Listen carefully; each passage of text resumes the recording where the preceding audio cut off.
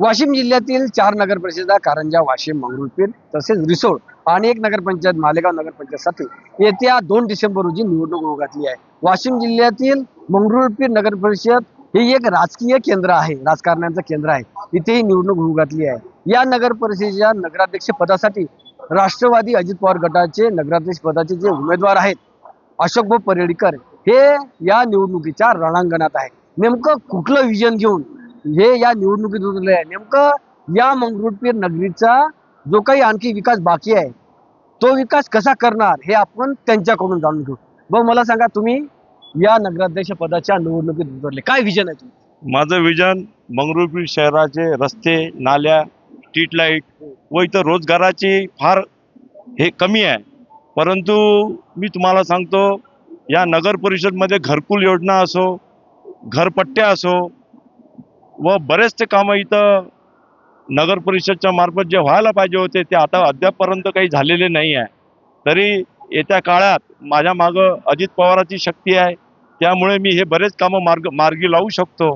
अजितदादांनी मला शब्द दिलेला आहे, मंगरुळपीर शहराच्या विकासासाठी अशोक परेडकर मी कुठेही तुला कमी पडू देणार नाही.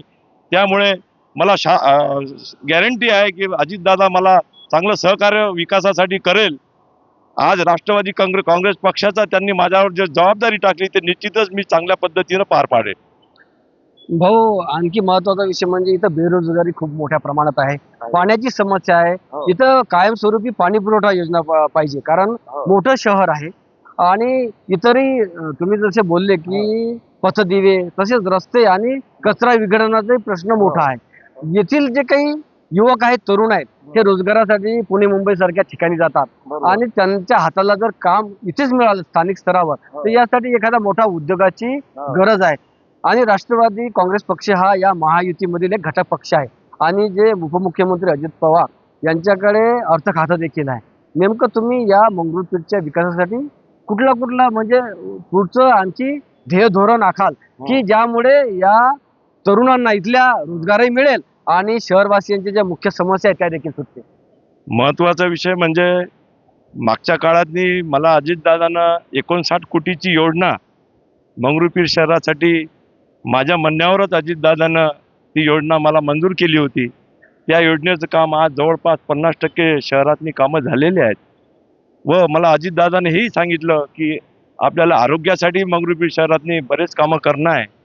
मी सांगतो तुम्हाला, मी अजितदादाच्या शब्दावर कायम आहे. त्यांनी मला शब्द दिलेला आहे की मंगरुळपीरच्या विकासात मी परेडकर कुठंही कमी पडणार नाही.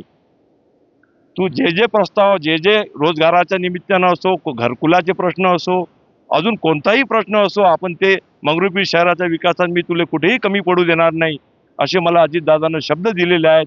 त्या शब्दावर मी ठाम आहो व त्या शब्दाच्या निमित्तानं मी आज शहरातनी प्रत्येक घरी जाऊन सांगत आहे की मला अजितदादाचा पाठिंबा आहे. त्याच्यामुळे आपण शहराचा विकास चांगल्या पद्धतीने करू शकतो.